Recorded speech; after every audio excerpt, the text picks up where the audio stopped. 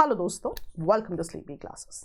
World climate type एक ऐसा topic है जिसको पढ़ने में बहुत समय लगता है क्योंकि बहुत ज़्यादा कैरेक्टरिस्टिक्स हैं हर एक क्लाइमेट टाइप के। याद रखने का बेस्ट तरीका क्या है? कॉन्सेप्ट पे फोकस करते हैं, आप कभी भी एग्जाम में गलती नहीं करेंगे। इसी चीज़ को ध्यान में रखते हुए आपकी कंसेप्चुअल क्लैरिटी पे फोकस करने के लिए स्लीपी क्लासेस ने स्पेशल सीरीज शुरू करी है ऑन वर्ल्ड क्लाइमेट टाइप्स, जिनमें हम पिछले कुछ हफ्तों से हर हफ्ते में एक एक क्लाइमेट टाइप डिस्कस कर रहे हैं so that by the time you reach your prelims आपका ये टॉपिक प्रिपेयर हो गया हो। इसी सीरीज में आज हम अपना 7th लेक्चर देखेंगे which is about your warm temperate eastern margin climate, जिसे आप चाइना टाइप क्लाइमेट भी कहते हो। तो क्विकली शुरू करते हैं। अगर आप इस मैप को ध्यान से देखें, जितने ये डार्क एंड रीजन्स हैं ये आपके warm temperate eastern margin climate कहलाते हैं। तो सबसे पहले तो हम ये जो है नाम से ही समझ लेते हैं कि कौन से रीजन में लाई करेंगे। तो यहाँ पे बेसिकली 3 कीवर्ड्स हैं, warm, temperate and eastern margin climate. अब अगर मैं ये बताऊं कि ये जो क्लाइमेट टाइप है कहाँ पे लाई करता है, एग्जैक्टली किस लैटिट्यूड पे, तो मैंने आपको पहले भी ये लैटिट्यूड का चार्ट दिखाया है कि हर कॉन्टिनेंट पे, चाहे नॉर्दर्न हेमिस्फीयर हो चाहे सदर्न हेमिस्फीयर हो, 0 से 10 डिग्री लैटिट्यूड में एक स्पेसिफिक तरह का क्लाइमेट है जो हम पढ़ चुके हैं। सिमिलरली 10 से 30 डिग्री में जैसे जैसे आप ईस्टर्न से वेस्टर्न मार्जिन की तरफ जाएंगे स्पेसिफिक तरह के क्लाइमेट टाइप्स होंगे ना। चाइना टाइप क्लाइमेट कैटेगोरिकली मिलता है 30 से 45 डिग्री लैटिट्यूड के बीच में कॉन्टिनेंट्स के ईस्टर्न मार्जिन्स में। ठीक है, क्या आप देख सकते हैं ये सभी कॉन्टिनेंट्स के ईस्टर्न मार्जिन्स की बात कर रहे हैं। तो now you know the idea about naming it as eastern margin climate. लेकिन why temperate? Region there being ये जो रीजन्स है ये बियॉन्ड द ट्रॉपिक्स हैं, राइट। आप देखिए, यदि ये ट्रॉपिक ऑफ कैंसर है या ट्रॉपिक ऑफ कैप्रिकॉर्न है तो ये रीजन्स बियॉन्ड द ट्रॉपिक्स हैं, जो रीजन्स क्या कहलाते हैं? टेम्परेट रीजन्स कहलाते हैं। और वाई वार्म? सो बेसिकली ऐसा होता है कि जितने भी आपके टेम्परेट जोन है, राइट, उनको 2 भागों में बांटा जाता है नॉमेनक्लेचर के हिसाब से, राइट। जो तो रीजन ज्यादा ठंडी जगहों के रेफरेंस में आते हैं उनको आप कोल्ड टेम्परेट रीजन्स कहते हो, राइट, और बाकी रीजन्स को आप वार्म टेम्परेट रीजन्स कहते हो।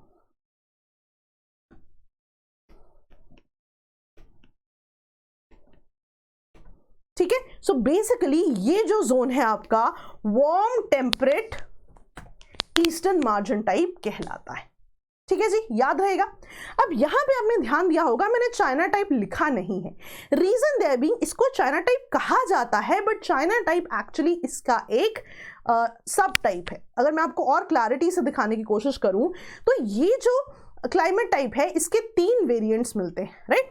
जो आप चाइना के आसपास के रीजन्स देख रहे हैं इन्हें आप चाइना टाइप क्लाइमेट कहते हो, राइट। जो आप गल्फ ऑफ मेक्सिको के आसपास यहाँ पे ईस्टर्न मार्जिन्स पे देख रहे हो इसे आप गल्फ टाइप क्लाइमेट से जुड़ा हुआ रीजन कहते हो।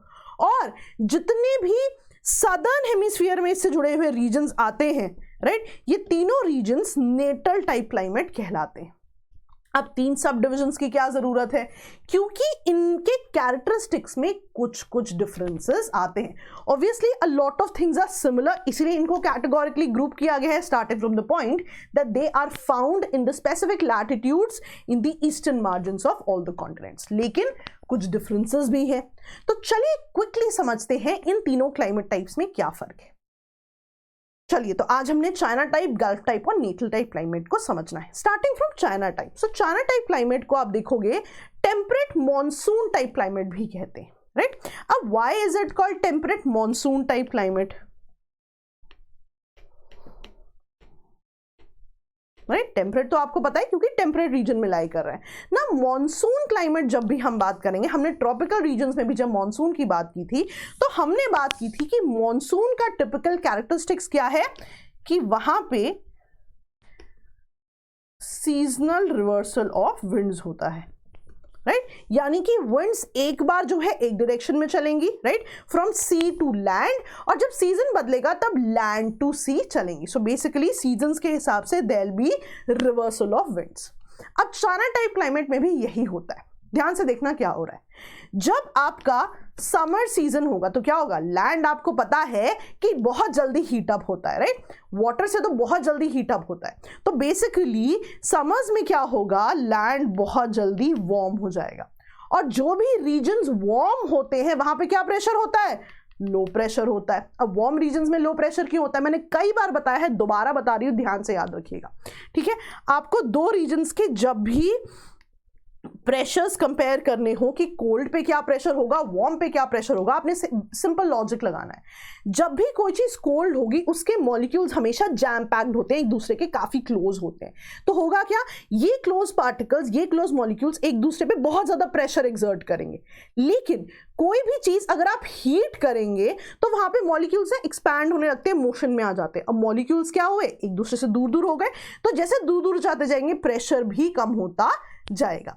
तो वार्म रीजन में क्या होगा, मॉलिक्यूल्स एक्सपैंड, प्रेशर कम होता जाएगा, इसीलिए वार्म रीजन्स में हमेशा लो प्रेशर होता है। उसके कंपैरिजन में कोल्ड रीजन्स में समान साथ साथ है, मॉलिक्यूल्स एक दूसरे से almost in close vicinity of each other हैं, तो एक दूसरे पे बहुत ज्यादा प्रेशर एक्सर्ट करेंगे। तो कभी भी आपके वार्म रीजन्स और कोल्ड रीजन्स में ये प्रेशर रहेगा। तो अब क्योंकि लैंड जल्दी हीट हुआ वहां पे लो प्रेशर बन गया।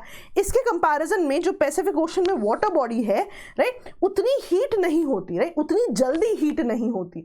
तो बेसिकली वाटर बॉडी पे हाई प्रेशर बन जाएगा और आपका लैंड पे लो प्रेशर। अब हवा कैसे मूव करती है, हवा ने तो in any case high pressure to low pressure ही मूव करना है। तो होगा क्या कि हवा जो है समर्स में अब आपकी वाटर बॉडी से लैंड की तरफ जाएगी। जब भी हवा वाटर बॉडी से लैंड की तरफ जाएगी मतलब वाटर से मॉइस्चर लेके जा रही है, राइट। तो समर में यहां पे क्या होगी, बहुत ज्यादा रेनफॉल होगी। सो बेसिकली क्या हुआ, समर में इंटेंस हीटिंग हुई, पैसिफिक रीजन से जो है आपका मॉइस्चर लेते हुए अब वहां पे रेनफॉल हो गई, ठीक है। अब इसी का उल्टा होगा विंटर्स में। अब विंटर्स में क्या होगा, विंटर्स में आप देखोगे साइबेरिया, मंगोलिया वाले रीजन्स में बहुत ज्यादा कोल्ड होगी, ठंड होगी। तो वहां पे क्योंकि कोल्ड होगा विंटर्स में, तो यहां पे होगा हाई प्रेशर। इसके कंपैरिजन में यहां पे क्या होगा, वाटर बॉडी में होगा लो प्रेशर। अब हवा कहां से चल रही है, अब हवा from land to water body चल रही है। तो होगा क्या, लैंड से हवा आ रही है तो मॉइस्चर उसमें कम होगा, इसीलिए विंटर में बहुत ही ज्यादा रेनफॉल जो है आपकी लेस होती है। अच्छा, ऐसा नहीं होता कि रेनफॉल बिल्कुल ही नहीं होती, लेकिन बहुत ज्यादा रेनफॉल नहीं होती। इसीलिए चाइना टाइप क्लाइमेट का एक जो स्पेसिफिक कैरेक्टरिस्टिक्स है वो क्या होता है कि समर्स में बहुत ज्यादा रेनफॉल होती है और विंटर ऑलमोस्ट जो है आपकी less rainfall and dry zone होता है। ठीक है जी, समझ में आया। अब क्योंकि ये सीजनल रिवर्सल ऑफ विंड हो रहा है इसलिए इसे टेम्परेट मॉनसून भी कहा जाता है। ठीक है जी, याद रहेगा। अब यहां पे एक और टाइप का क्लाइमेट आता है, गल्फ टाइप क्लाइमेट। अब गल्फ टाइप क्लाइमेट में भी यही चीजें हो रही हैं, ठीक है। लैंड जो है बहुत ज्यादा हीट होगा, राइट, गर्मियों में हवा जो है मॉइस्चर लेके जाएगी वाटर बॉडी से, रेनफॉल करेगी। सर्दियों में लैंड से हवा आएगी, सेम फिनोमेना। लेकिन with due course of year जो ट्रेंड देखा गया है कि यहाँ पे बहुत ही ज्यादा रेनफॉल होती है इस मैकेनिज्म से, और जो गल्फ टाइप क्लाइमेट है ऑल्दो मैकेनिज्म सेम हो रहा है, उतनी ज्यादा रेनफॉल ट्रेंड में नहीं देखी गई है। जिसका रीजन क्या माना गया है कि फॉर एग्जाम्पल यहाँ पे जो हाई प्रेशर लो प्रेशर था, इनमें डिफरेंस बहुत ज़्यादा होता है। तो देखा गया है ट्रेंड्स के मुताबिक कि यहाँ पे जो वाटर बॉडी या लैंड है इनमें प्रेशर डिफरेंसेस उतने ज़्यादा नहीं होते कि इतनी इंटेंस रेनफॉल हो, राइट। तो यहाँ पे भी समर्स में आपकी रेनफॉल होगी, सेम सिनारियो, विंटर्स में भी रेनफॉल होगी, लेकिन इंटेंसिटी बहुत ज़्यादा नहीं होगी। तो यहाँ पे जो मॉनसूनल कैरेक्टरिस्टिक्स है वो एग्जिस्ट करता है, लेकिन बहुत ज़्यादा एग्जिस्ट नहीं करता as compare to China type. इसलिए इसको कहते हैं कि मॉनसूनल कैरेक्टरिस्टिक्स है, yes, seasonal reversal of wind है, लेकिन less intense than China type. ये एक ट्रेंड है जो ओवर द इयर्स जो है देखा गया है।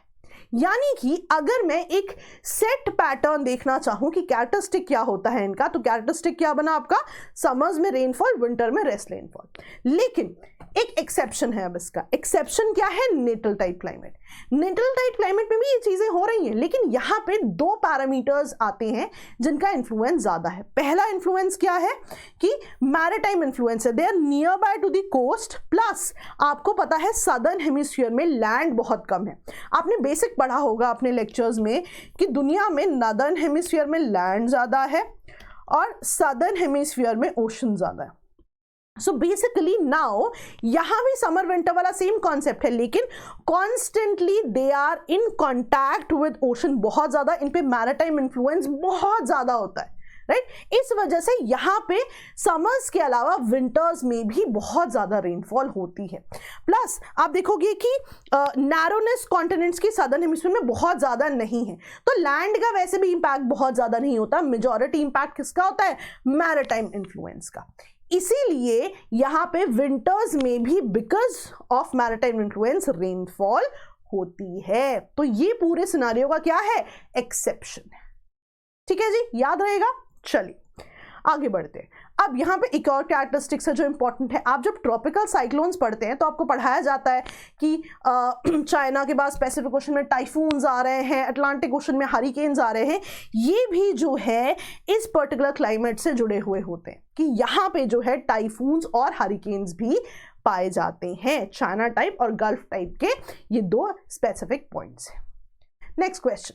अब लोकल विंड्स आपको पता है, राइट? तो जो ये लोकल शावर्स होती है, वायलेंट विंड्स होती हैं, इनका भी लोकली कुछ कुछ रीजन्स में इंपैक्ट है। कौन से रीजन्स में?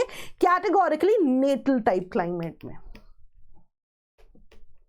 राइट? अब नेटल टाइप क्लाइमेट में क्या है? तीन यहाँ पे स्ट्रॉन्ग विंड्स हैं, आप देखिए, पैम्पीरो, बर्ग विंड एंड सदर्ली बस्टलर।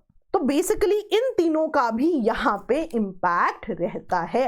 अब इंपैक्ट कैसे, मैं एग्जांपल दे देती हूँ। अब आप बर्ग को ध्यान से देखें तो ये लैंड से ही शुरू हो रही है, तो बेसिकली ये बहुत ही ज़्यादा ड्राई विंड होगी। इसके कंपैरिजन में अगर आप सदर्ली बस्टलर देखें तो ठंडे रीजन से आ रही है, these regions are very cold, तो ये बहुत ही ज़्यादा कोल्ड विंड्स होंगी। तो इनका भी जो है लोकल क्लाइमेट पे कुछ कुछ इंपैक्ट रहेगा। तो ये कुछ स्पेसिफिक पॉइंटर्स हैं जो कि आप अपने आंसर्स में जरूर लिखेंगे। ठीक है, they are not common to all the climate types, लेकिन ये स्पेसिफिक पॉइंटर्स इंपॉर्टेंट है। ठीक है जी, चलिए अब अगर मैं रिवाइज करने के लिए बताऊं तो मैंने आपको क्या बताया, तीनों ही ईस्टर्न मार्जिन पे लाई करते हैं, राइट? समर्स में रेनफॉल होती है, विंटर्स में बहुत रेनफॉल नहीं होती, लेकिन एक्सेप्शन क्या है? मैरीटाइम क्लाइमेट का इंफ्लुएंस जहां है, जो कि सदर्न हेमिस्फीयर है, which is your Natal type climate.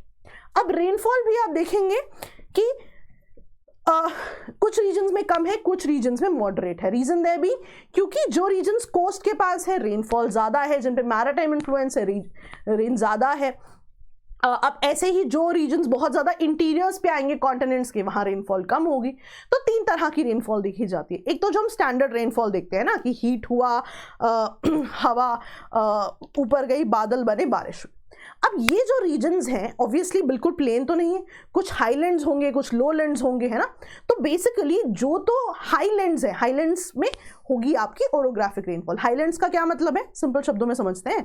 मान लो ये ओशंस है और आगे जो है पहाड़ या हाईलैंड्स आ रहे हैं, तो ऐसे रीजन्स में आपकी होती है ओरोग्राफिक रेनफॉल। अब ओरोग्राफिक रेनफॉल में क्या होता है कि हवाएं, moisture laden winds water body से आते हुए इस हाईलैंड की तरफ आती हैं, एंड हाईलैंड के एक तरफ तो बहुत ज्यादा रेनफॉल करती हैं, लेकिन उसके दूसरी तरफ जब ये हवाएं पहुंचती हैं तो बिल्कुल ड्राई होती हैं। Why dry? Because majority rainfall जो है एक तरफ हो चुकी होती है। तो क्योंकि यहां पे कुछ हाईलैंड्स होंगे, कुछ लोलैंड्स होंगे, ओरोग्राफिक रेनफॉल भी होगी। और जब भी लो प्रेशर जोन्स बनेंगे, डिप्रेशंस बनेंगे, अगर मैं एग्जांपल देना चाहूं, राइट, जैसे मैंने आपको बताया कि टाइफून्स और हरिकेन्स भी यहां पे आते हैं। वाई? बिकॉज यहां पे एक स्टैंडर्ड कैरेक्टरिस्टिक्स मिलते हैं उनके आने के, उस समय भी ड्यू टू दीज डिप्रेशंस भी यहाँ पे रेनफॉल होगी, राइट? तो टाइफून्स और हरिकेन्स के बारे में तो हमने पढ़ लिया। ठीक है, और लोकल स्टॉर्म्स भी मैंने आपको बताए हैं कि जो यहाँ पे बर्ग जैसे लोकल स्टॉर्म्स हैं उनका भी यहाँ पे कुछ समय के लिए इंपैक्ट पड़ेगा। कैटेगोरिकली कहाँ पे?